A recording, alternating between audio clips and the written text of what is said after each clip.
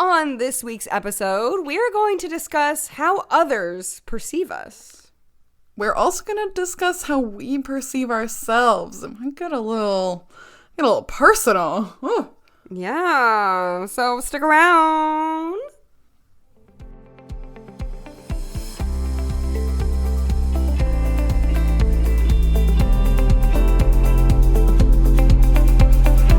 Hi, and welcome to Rare with Flair.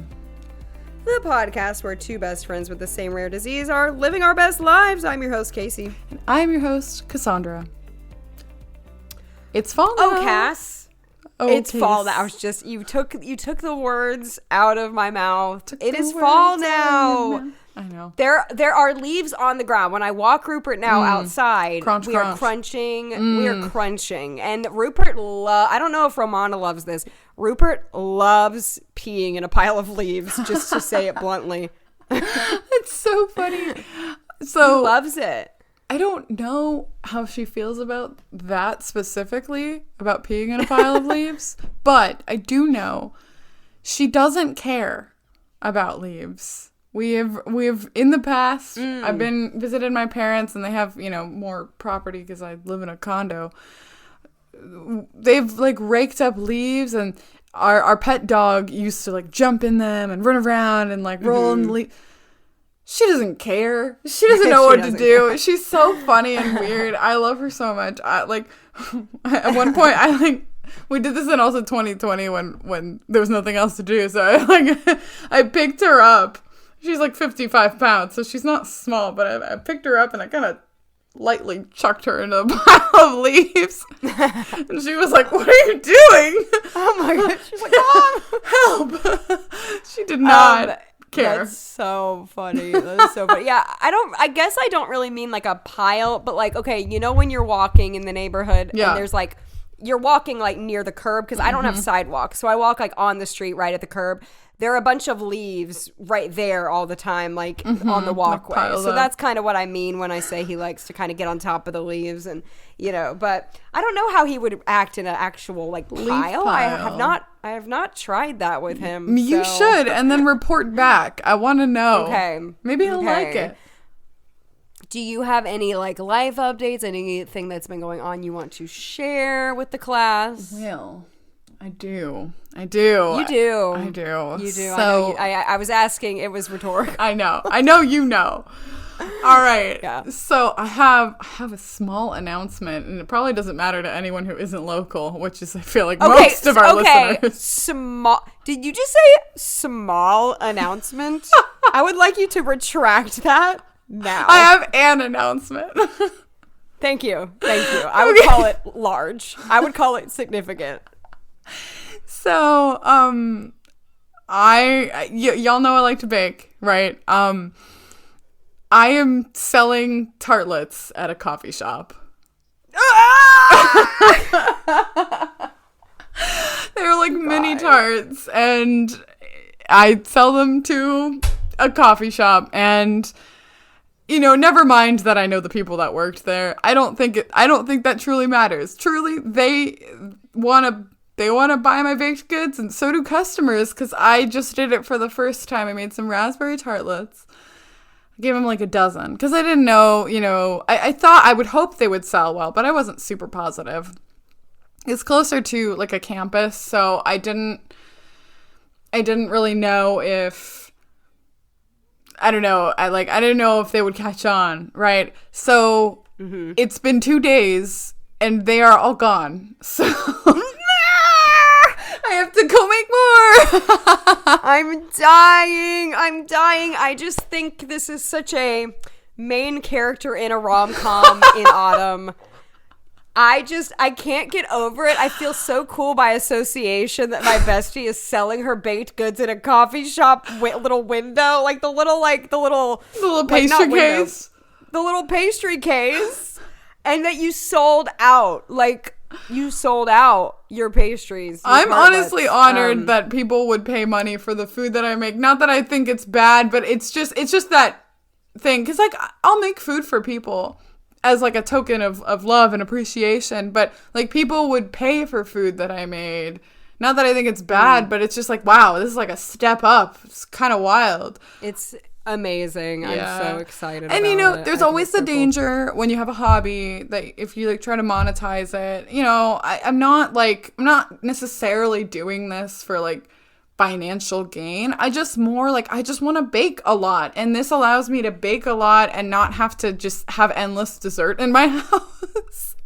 I think the other difference is like it's not becoming your full-time job. Like, no. You have a job, you're in school. So like, you do run the risk of like a hobby becoming like something that's stressful, work. But you're keeping it fun, like you're keeping it light, and you can stop whenever you want or pull back whenever you want. But it's I hope it continues to be something really fun and Me too. rewarding. And I have like so many ideas that I'm really excited to try out, and because I can make more of them more frequently, it isn't just for just me or just my family and friends, then I feel like I have the freedom to experiment with a lot of different things, which is the thing that excites me the most. Yeah. But it's just so mostly fun. For the love of baking, but I'm super excited. Yes. So I love it so much. I would say where it is in case people wanted to support me, but I also don't like really want to dox myself. But we don't really work that way on this pod. No, sorry to say. But just know that they're at a cafe. Yeah, at a cafe. Mystery cafe. But so exciting. Enough about me. How are you doing? I'm doing all right. I've been very busy. Yeah. But I will say, you all know since the inception of this pod, I have been working on my literary Braille transcribing certification. Woo. And I am about to turn in my second attempt at my manuscript any day now. When I say any day now, in a few weeks. And so, I'm excited to hopefully be able to announce to all of you in a few months that I passed, but we will see. I'm so excited. I'm excited. I'm excited. I'm feeling pretty good about this attempt. I don't know. So maybe I shouldn't say that. I know. Well, okay. But I think you guys need to understand how difficult literary Braille transcribing is, because there's nothing more frustrating than people being like, I know Braille, I know the alphabet, I know how to write some stuff and make contractions. That's not what Casey's doing. There are very specific literary rules for this, and there's so many of them. And you have to know when to apply which ones. It's complicated.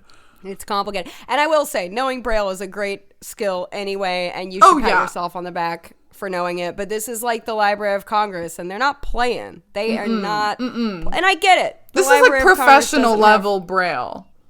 Yeah, it's wild. It is wild. I've tried to ask some people that, like, some TVIs I know that know Braille for tips, and they can't help me. They don't know what you're talking about. Yeah. Pretty much. So, it's been a journey. It is like the final, I guess, like the final capstone project for this certification is to Braille a manuscript, or at least like a chunk of a book, right? Yeah. Mm-hmm. So like it's really difficult, and a lot of people just aren't able to do it. So the fact that like, you're submitting it your second time, you have do you have 3 shots?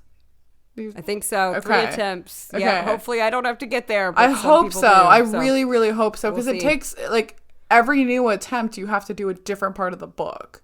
Yeah, right. So it's not like you can just correct your problems and submit it again. Like, it's just starting again. Just start over. Yep. But thank you, girl. Thank you for the support. Thank you to everyone listening. It's a huge deal, and Casey's been like really working our butt off on this thing for so long. long. I'm so excited. It's been a mainstay in my life for a long time. What do you want to do when you're done? Go to Disney World? I don't even. Actually, literally, the week after I turn it in, I am going to Disneyland. Yes! I'm trying to turn it in before. I know, really. I am going to Disneyland. I am trying to turn it in before I go to Disneyland. I'm going on a work trip, but I'm sneaking in. But you're going to Disneyland anyway. I am, which is literally a bucket list item for me. I've never been before, and I was supposed to go in 2020, and I didn't. So obviously, for obvious reasons. So many cool things in your life too. It's pretty cool, girl. We stay busy here at Rare with Flair, and we still have time to make this pod because we love it and we care about it. We somehow carve out the time still to make this pod. I don't know how. Truly. But we're excited. We're excited to get into this ep. When we started this pod in 2020, we literally had nothing better to do. And now we have so many things. We have lots of things to do. But not necessarily better. No, not better. We still love the pod. We have many things to do, but this is one of them. It will never leave. You will be with us forever and ever. You're never allowed to leave. You have to listen forever. Anyway. Forever. Speaking of listening. I don't know if that's a transition, but... It was good. Thank you. It was good. You should listen to this now episode that we're going to make. Or are making. Hey. You're already 10 minutes in, so, I hope you're in it now. I hope you're strapped in. All right. Yes. Cass, you had the idea for this ep. I did. So I think you could kick us off since this was your brainchild. Okay. So I feel like we talked about this in a different episode. This kind of falls into the category of episodes that feel pretty vulnerable to make for us.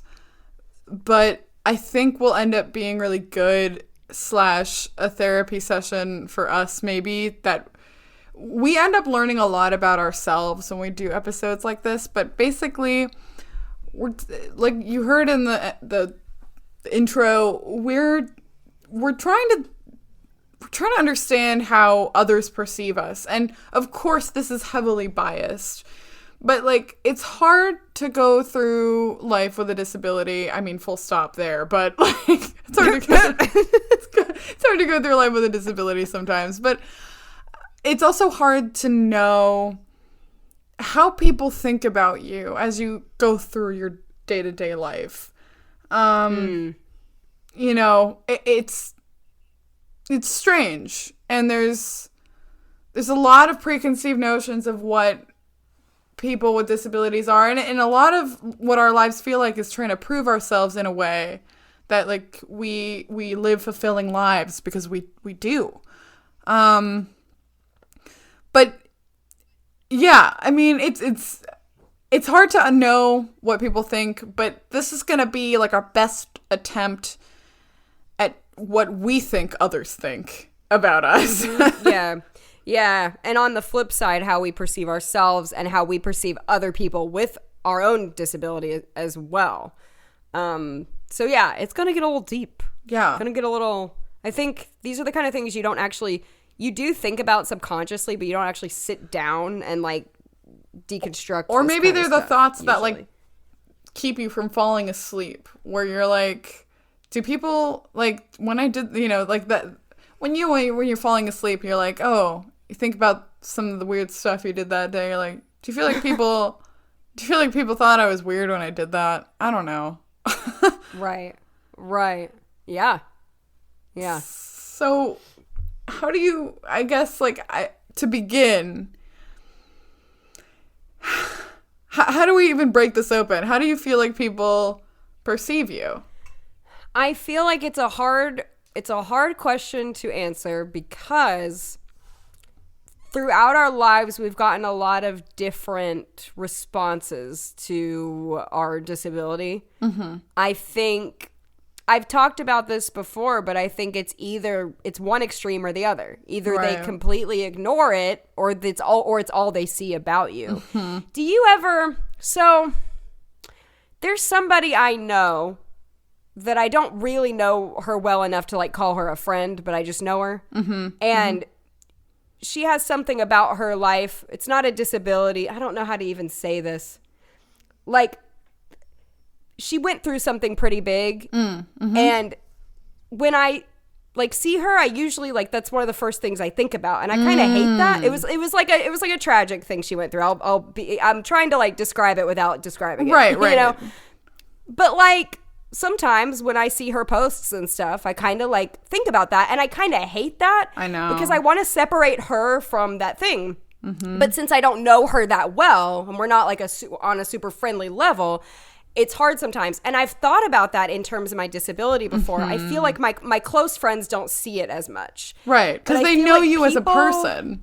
Yeah, they know me as a person. But for those people who don't really know us, don't you think, is this me inflating it too much? Or don't you think when they think of us, they think of us as the blind girl? Like, that's the blind girl. Yeah. Like, yeah, I think girl. that even when I was a little less self-aware as I was going through school, because I've talked about this before, like, I'm not necessarily like a super insecure person, but that's also, I feel like that also means like I'm not super self-aware, and so some people are just kind of naturally that way, and some are not, and some learn it from the environment. Anyway, so I think as I got older, I started thinking like, I bet people think about this more than I want to acknowledge, maybe.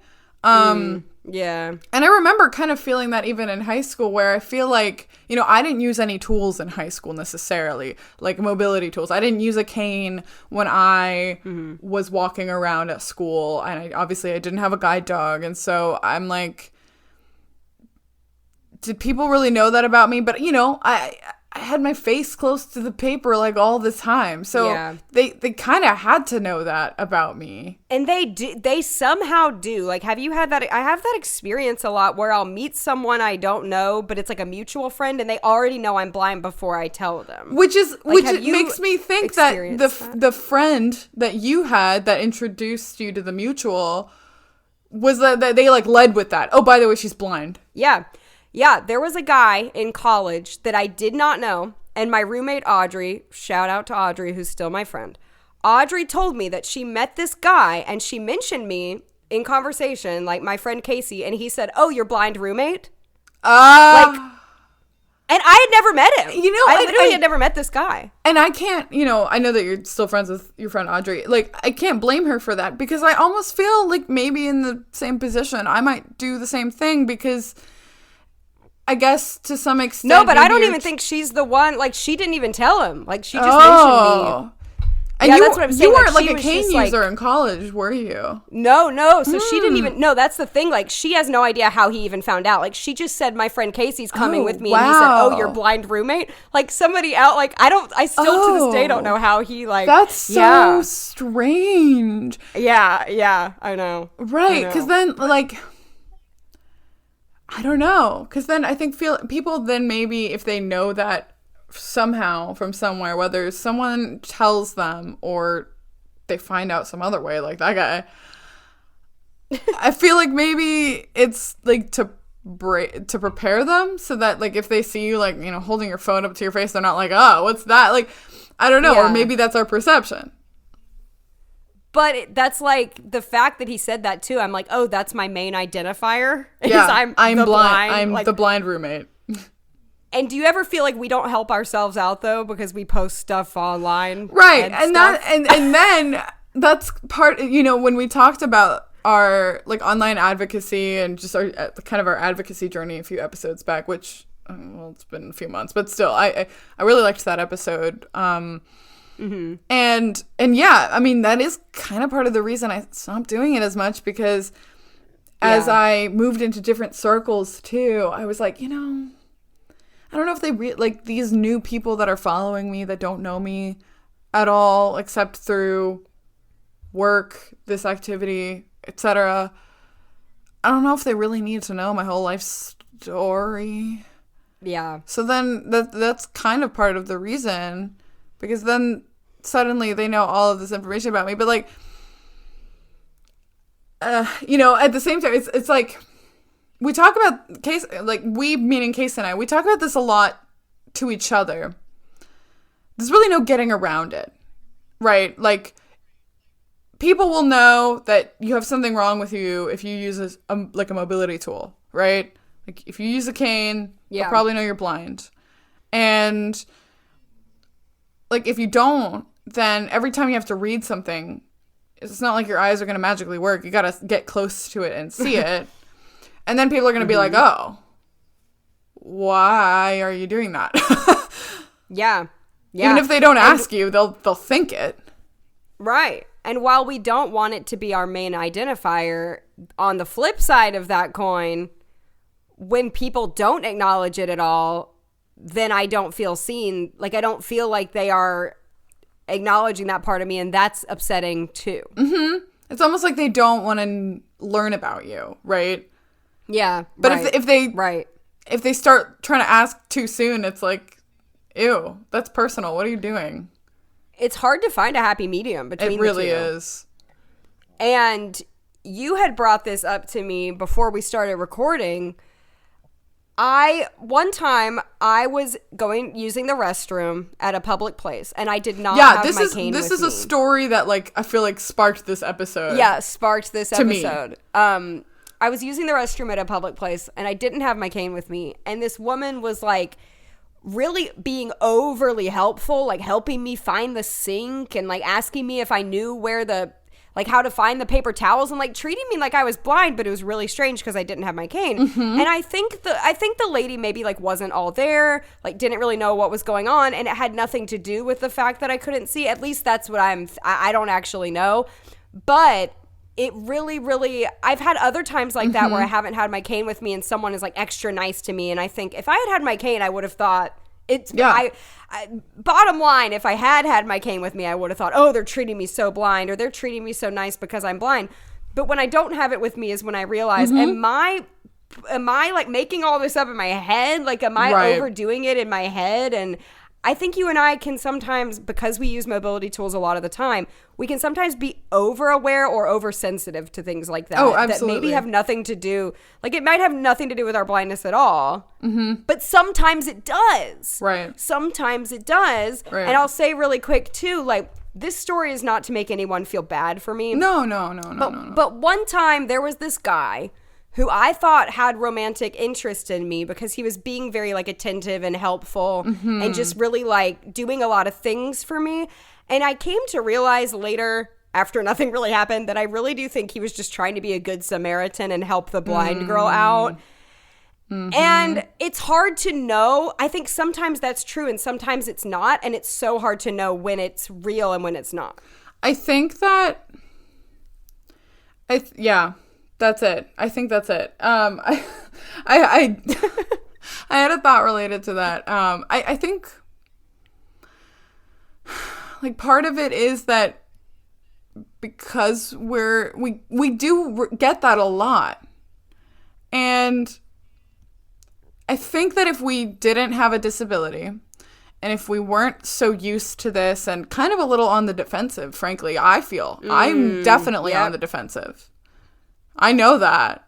Like, I have a little vest on Romana that so she has like the guide dog harness, which if you've never seen it before, I mean, you can see it on our cover art, but if you've never seen it before, it's kind of like this like leather strap that kind of wraps around her chest and then under her belly, like under, like behind her front paws. And it has this like rigid U-shaped handle that extends out from it. I have a little like vest that I bought from Etsy that just kind of clips onto that, and it has patches on it so that people, they say like, you know, no touch dog eye contact, just so that people like leave us alone and realize that she's a working dog. But like, I have a patch on top of the vest that if people are standing next to me and kind of looking down, they'll see it. And it's very perfect for me, that it's like, I don't bite, but my handler maybe breathe fire and eat you, and it's got a dragon on it. And I feel that way. I know I'm on the defensive because I know that people are maybe going to be a little patronizing, or in an effort maybe to help, or maybe because they feel bad or they feel awkward. And like, service dog stuff is almost entirely separate too, because there are so many pieces to that. But I want to more comment on what you were saying of just, I feel like if we didn't have tools and we were just people without disabilities, I think when those things would happen, we would just assume that's a nice person, or that person is a little, that lady might not be all there, or it's like a them thing. When it happens to us now, it's an us thing. Yes, girl, you're hitting the nail on the head. I have to tell this quick story that I heard from a friend of mine with albinism. It's not my story, but I think it describes this perfectly. So she has the really white hair, with albinism. She gets comments on her hair all the time, to the point where she's kind of defensive about it. She was walking down the street one day and this lady said, "Oh, your hair." And the girl with albinism kind of rudely snaps back and says, "Yeah, that's my natural color," kind of like that. Yeah. And then she realizes the lady on the street was selling shampoo. And was just trying to talk to her about her hair, and was like doing that to everyone that walked by. But she was so on the defensive that she was like, yeah, that's my natural color. And I feel like we do that a lot, and it's so hard to differentiate if that would really be happening to us or not. It's really, really hard. And yes, I have so many stories like that, because working a guide dog, pardon the pun, but it gets really Pavlovian, where like certain things happen, and like it kind of like it like alerts you, right? I'll like not be with Romana, right? And I'm usually with her, but I will be not with her in a place where there are other dogs, and I hear a kid say, "Oh, a doggy," and I'm like, I tense up, because it's usually about me. But it's not. I'm laughing because this is so real. Even the other day, my mom and I went to get our flu shots just together, Yeah. And I didn't have my cane. And the lady at the desk asked my mom a question, like, for me. Like, she was like, "And how old is she?" Which, like, hate that so much. I literally hate it. But if I had my cane with me, I'd be like, this ableist person thinks a blind girl can't answer. But really, I don't know I don't know why they did it like that, but it was so annoying anyway. That's weird. So please don't ever, please acknowledge the person and don't do that. But that if I had my cane, that I would have been like, oh, this person thinks because I'm blind that I can't answer. So these things happen all the time. But I don't want to say that it's always us being delusional. Like, I think sometimes it really is sometimes because we're blind, that people are being overly nice or overly helpful or overly whatever. Yeah. Or dismissive or condescending or, right. know. I heard a statistic in this book I read that I've mentioned and recommended before, but I'll mention and recommend it again. It's called "My Body Is Not a Prayer Request." It's really, really good. It's about disability justice, specifically in the church. But also she's a person with a disability, the author, and she talks about, part of it is just straight up cathartic, where she just talks about interactions with people that are extremely uncomfortable, both in and out of the church. And so, there was a statistic that she put toward the beginning of the book there was like a Gallup poll that like 2/3 of people, or something significantly large, are uncomfortable talking to a person with a disability. And that stings. But I know it's true. Yeah. And so we know that. We've experienced that. And so sometimes people are just awkward, and it's hard to know the difference. We don't. Yeah. And because we also are legally blind, we don't see people's intentions or their eyes. We miss part of the conversation in the nonverbal. We don't really know. And so we're just so used to just like kind of getting, I don't know, the same stuff and getting kind of annoyed about it, frankly, because it happens a lot. Mm-hmm. Sometimes it's all they see about us, and then sometimes you have those people who are like, "I don't even see your disability. You're not disabled to me," and you're like, "That's like when you tell like for a race parallel. It's like when you say I don't see color. Like that's not the point." Right. It's there, so you can say you don't see it, but like it is there. That exists. Makes you a little delulu, like. We love the phrase delulu lately. By the way, it's our new thing. But yeah, as they say, being delulu is the salulu.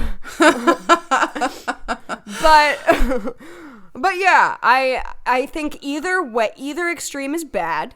But I think it's really hard for people, and it really depends probably on how they were raised and how many disabled people they've been in contact with, if they have a disabled friend, and like I think we'd be the same way. Sure. Which if we're kind of done with that section, could lead us into how we perceive ourselves and other people with disabilities too, because that's kind of another part of this. Yeah.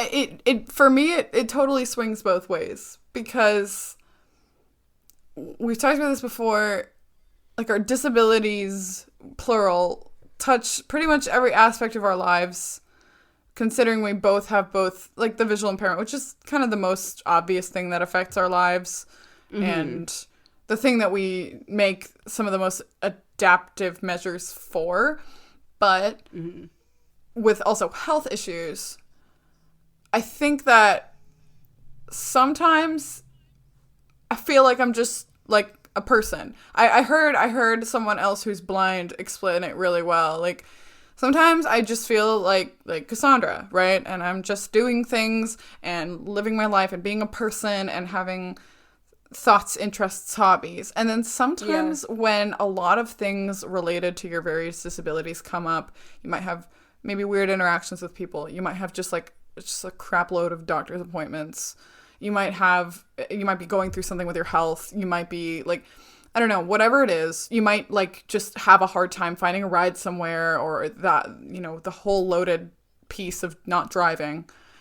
And then suddenly I'm just disabled Cassandra. And that's even how I see myself. And it just feels like you one-dimensionalize yourself, because it just feels like the world lately has revolved around you being disabled. Yeah, that's so true. That's such a true thing. Like on certain days, I probably don't even think about it much at all. And then on other days, it's a really big deal. And that's maybe what some people who aren't disabled don't really understand, is like, depending on the day, it could be a really big thing or not big at all. And it's funny because kind of the work we both do kind of has to do with disability, and I feel like what I do is normal until I like explain it to other people, and then you're like, oh, I just feel like to us our lives are so normal, and then when you try to explain it to people, you start to see yourselves the way they see you, and you're like, oh, maybe this is a different way of like living, or like I feel like we are just so. Of course, I love the quote from Colors of the Wind. Yeah. If you walk the footsteps of a stranger, you'll learn things you never knew. And I do think like there's so much about so many other people and other things that we just don't even know anything about. And because I'm disabled and I know so much about like my own disability, and I know that most people don't know anything about it, it helps me really realize like that quote in a way that I think some people might not even like. I think the more you know that you don't know about a certain thing. Right. So, right. Yeah. People. Yeah. I feel like I've said this a lot lately regarding a lot of separate topics, but like people, like sometimes people will ask like, oh, do you have any questions about literally anything? And it's just like, I don't even know how to begin to ask questions, because I don't feel like I understand the topic well enough to form a question about it. Yeah. People don't know what they don't know. And so if they've never had to think about this in their lives, they have no idea, and they have no concept of what our lives could be like. And in some ways they're aggressively normal, like just so regular. But then there are so many things that we do that we don't always realize that are not for them. I was talking to someone recently, and I was talking about my job, right? About working in the accessibility field. And, I'm an accessibility professional because I've had the experience in the field, and I've learned about it, and I learned how to use I learned how to use a screen reader in order to do software testing, because I don't necessarily use it in my day-to-day life. Like I've learned about it. I've learned about the standards and the regulations and so many things related to accessibility. But I feel this complex when I tell people that I work in this field and I'm like a subject matter expert, and they're like, oh, well, you know, basically like you would know because you're disabled. And I'm like, yeah. And I know I shouldn't feel this complex about it because, you know, industry knowledge will only take you so far. You've never lived in the same way as people with disabilities. And of course, I have my own perspective, but then I think I had hesitation going into this field that it's like, people are just going to think I'm in this field because I'm disabled. No. And I think a lot of people's perceptions are from the media, and that's why I think we're passionate about accurate representation, because I do want to talk too about like how we perceive other people with our same disability, and also like how we perceive people with different disabilities than us. And I think I just want to say, before we get into how we perceive other people with our disability, I do want to say about other disabilities in general, my eyes have, like, no pun intended, my eyes have been open to all disabilities way more than they would if I were not part of the quote unquote disability community. And I've learned so much that unfortunately I really don't think I would know if I weren't also disabled. And I think that's sad. Because I even had my own perceptions of other disabilities that I have now learned are false, or I had my own misconceptions about wheelchair users that I have now learned, oh wait, that's not how that works. And you still in the real world, you still hear these things of like, well, how do they do this or whatever? You hear people ask these ignorant questions and you're like, I used to be that person. I used to ask these ignorant things. Yeah. Right. Because, again, people have never experienced this, and they have never had to think about it either. Mm-hmm. And so, like, someone... Oh, it was actually at work. I was talking to someone and, like, doing my job, and I was kind of explaining what someone who uses a screen reader would experience on what they were showing me. And she was like, oh, I guess, yeah, they wouldn't be able to see the screen. And I was like, yeah, I mean, and she was like, I think she was used to knowing about screen readers on a computer and not really realizing that there exist screen readers on phones. And I was like, yeah, I mean, how do blind people use phones? Like, a lot of people think they don't. A lot of people think that they don't. And I think that's... A lot of people think that they don't. That's so... kind of sad and a little scary, but not surprising. Yeah, I think the majority of people think blind people can't use technology. Just don't which use is really phones. Strange. Yeah. Yeah. They think they just like don't do anything, I guess. Like they just sit in their house and don't leave the house. They don't interact with society is what people think. Because have you ever seen a mainstream movie show a blind person using a phone? No. I can answer you right now. No. The answer is no. Because that's why, like, people don't understand how much the media has a hand in this, and how if a really big blockbuster movie could show a real accurate representation, then a lot of people would learn. That's how people learn a lot of things. But there were so many things that I didn't know about totally blind people, because we're like partially blind, that like as I got more involved in disability spaces, like you were saying, I was like, wait. Yeah. I had when I was in college and I was part of disability services, my like counselor coordinator person was totally blind. And when we first went into her office, I had not seen too many totally blind people in my life. And she was using a computer with just a keyboard. You can do that when you use a screen reader. Yeah. And sometimes like famous, she's a like blind influencer like Molly Burke. Like when you're using a screen reader on your phone, you can do something what's called the screen curtain, which basically it just like turns the screen display off, but your phone is still on and you can still use the screen reader gestures, but it saves battery and it also protects your privacy, because you don't know, like when you can't see or you can't see well, you don't really know who's around you or who's looking over your shoulder. And so people have like come up to Molly as she's like flipping through her phone because it's like gesture based. She uses a screen reader on a phone. People will be like, hon, your phone isn't like on, because they don't see the screen turned on, but it is, and they have no idea. Yeah. People have no idea.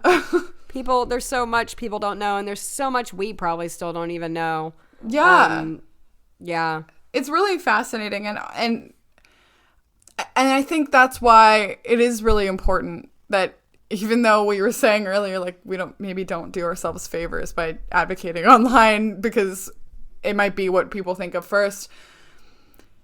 And, we don't necessarily want to tokenize ourselves like we're the disabled people. But at the same time, as like someone told me at work, like, it is really important that we're here talking about our experience and our lives, because there's nothing about us without us. We can't let other people tell our stories. We have to tell our own stories, because they're going to get it wrong. They don't know. Yep. It's hard though, and I feel like sometimes when I interact with people, I mean, this is like, I feel like this is exposing to say, but sometimes when I interact with people with very different disabilities than mine, it's hard to understand what their lives are like and how they think and process, and especially like cognitive and developmental disabilities. They're very poorly understood, including by people that are involved in communities like we are. It's sometimes hard. Yes. And about like how we perceive other people with our own disability, do you have any thoughts on that? I feel like I'm talking a lot, but like this you're good. Part of the episode also came up with, like, when Casey and I are together, we're not used to being together physically, because like Casey lives in Tennessee, I live in Ohio. So we only really see each other a few times a year if we go and visit each other or at like conferences. And it's so really strange being physically together, because like I'll see Casey pick up her phone and use it, and I like, my first like knee-jerk reaction is like, that looks so weird. Do I do that? I totally do that.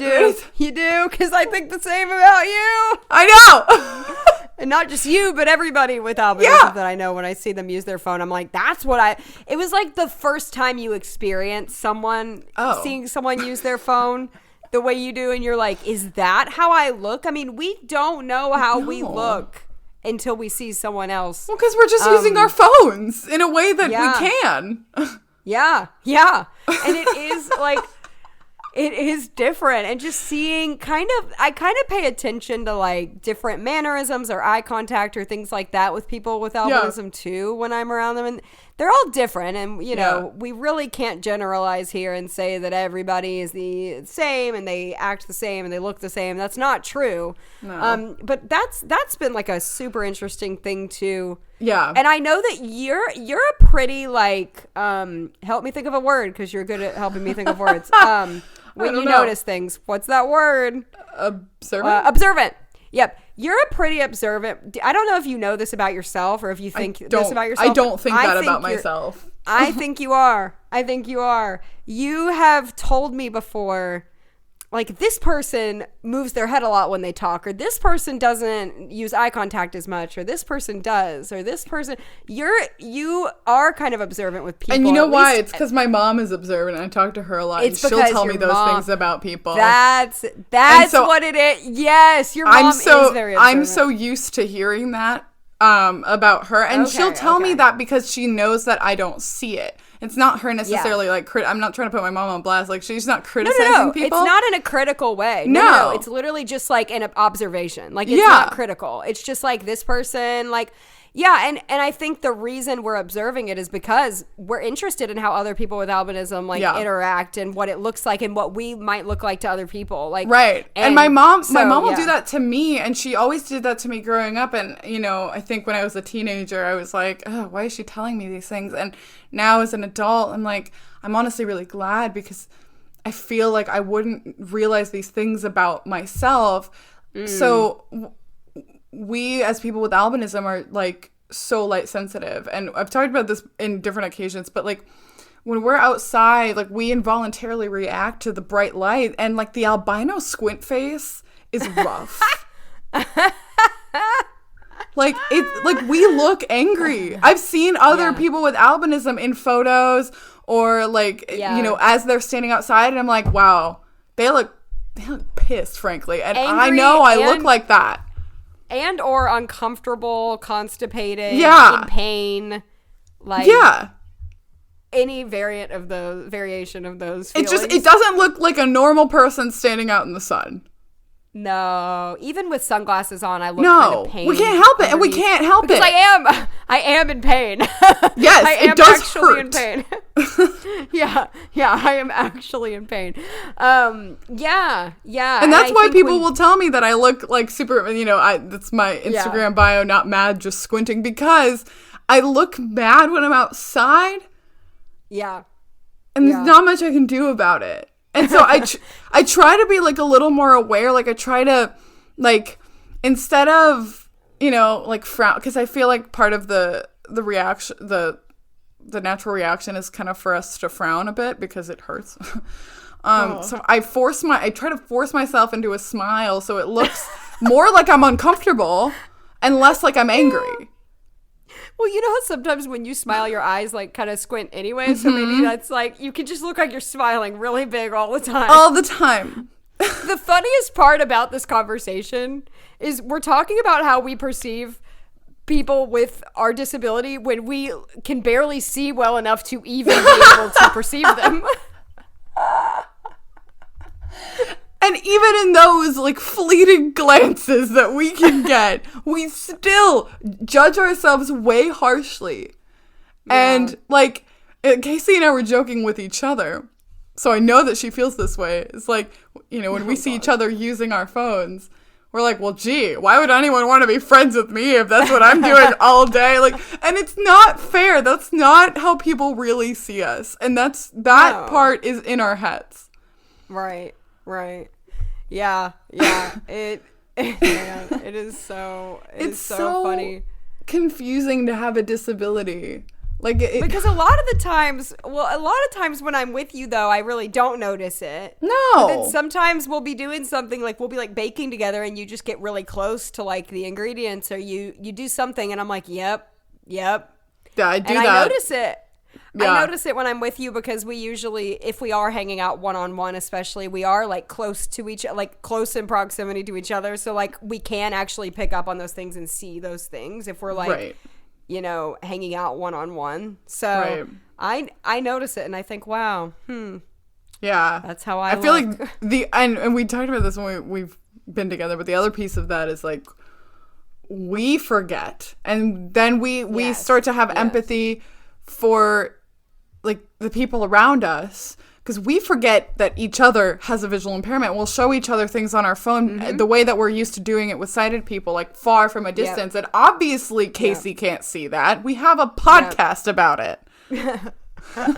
Yeah. And then, but I feel like it's all, this whole episode is one big contradiction, because we also fake it really well. Like, whether we're trying to or not, whether it's on purpose or not, there's plenty of people we hang out with who probably don't notice it at all. And I think that also all comes down to how observant is the person we're hanging out with. Right. Sometimes you're friends with someone who's like your mom, or like who's really observant. And then sometimes you're friends with people who, like, don't notice it at all. And so that's also, it really depends on the person you're interacting with, is A, how much they observe it, and then B, how they're going to react. If they're going to treat you like a baby, or if they're going to treat you like you're not disabled at all, which neither are. We said earlier, neither are great.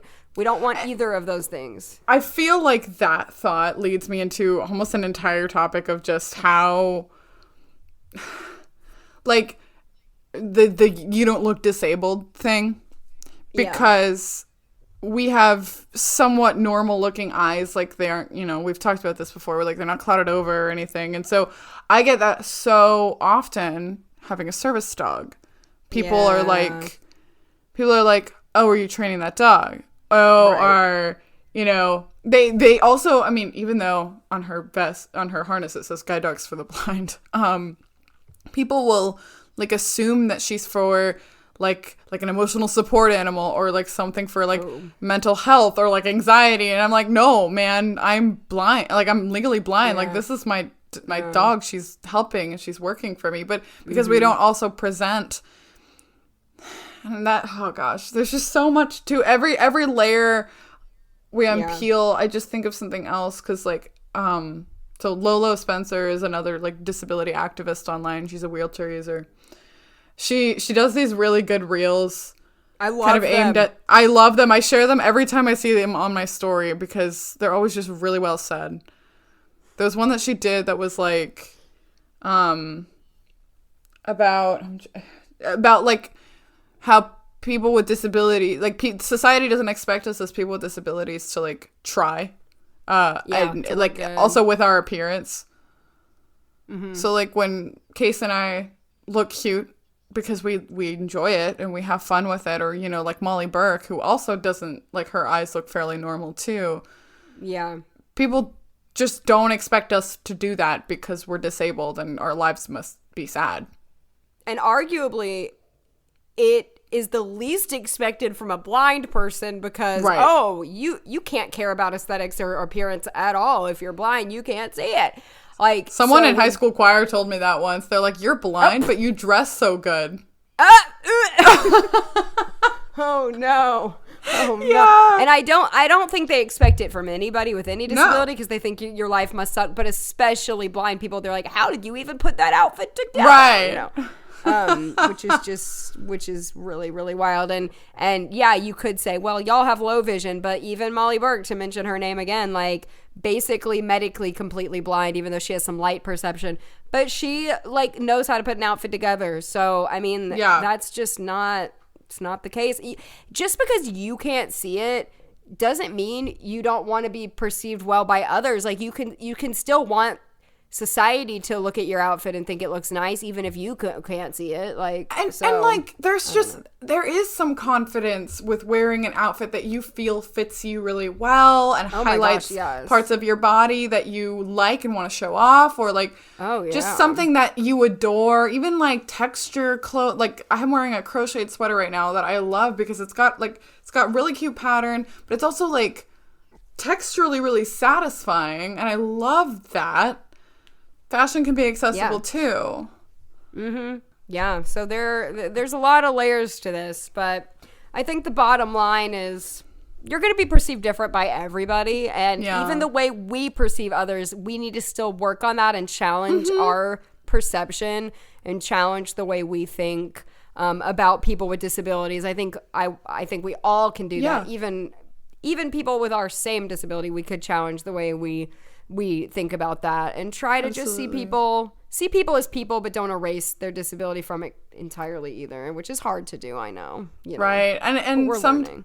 And learning to be gentle with ourselves too, because even though a lot of what we think people think about us might be true, and maybe there's other pieces that we aren't even aware of that might be true, some of it might also just be us projecting and feeling insecure. Yes, and I think we could both work on that. I think hopefully with age it'll get better, but I think we should and could both work on maybe not being on the defensive as much, or not being so sensitive to comments. It's hard not to feel sensitive to comments when you have had your feelings hurt, or when you have been when you're misunderstood again and again and again. It is so hard to feel like people are people are getting it, and like, even as like a 12-year-old, I would get extremely frustrated with people not understanding it. Like, and that is still a huge frustration. And one of the reasons we have this podcast is because we want to talk about these things that are unspoken and these things that people don't understand. But I think that we have the fact that we have both had so many instances where like it ended up not being about our disability, that goes to show that like maybe we are being a little on the defense, and like maybe we can try to be more open-minded about how people are interacting with us. And I'm saying that to both of us, myself too. Like, and it's a good reminder. And I think it can happen, because sometimes it feels like maybe you're always going to feel this way about interactions like this. I mean, I've noticed it in myself with time and age and maturity. Like when I first started working Romana, I feel like it's a really easy thing to point to. So like, I keep referencing it, but like when I first started working Romana, I would get really angry about like public interaction, and I've talked about that before too. But like, it's annoying still. Yeah. And yeah. I still tense up. I don't know if it'll ever not be annoying. It'll never. It's just part of working. Because even the cane, like the cane is always annoying to me as well. Like I know it's totally different, and you do probably get more attention with the dog, but the cane is gonna always be my biggest love-hate relationship of my life. Right. So yeah, it'll never be easy. Right, and I adore Romana, but like, you know, when people, like I hear people gasping and stuff, like I tense up, sure, because I'm expecting a follow-up or more questions. It's just but like, I already know that like my reactions, because that's the only thing you can really control is your reactions to the situations. I know that my reactions to people in general have improved with time and age and maturity. Mm-hmm. And, you know, I'm not nearly as frustrated with people because honestly, they have no idea. And they've probably never seen a blind person doing a life thing before. Yeah. And it might be like our 15th time hearing it that day, but it's probably their first time seeing it or asking about it, you know, ever.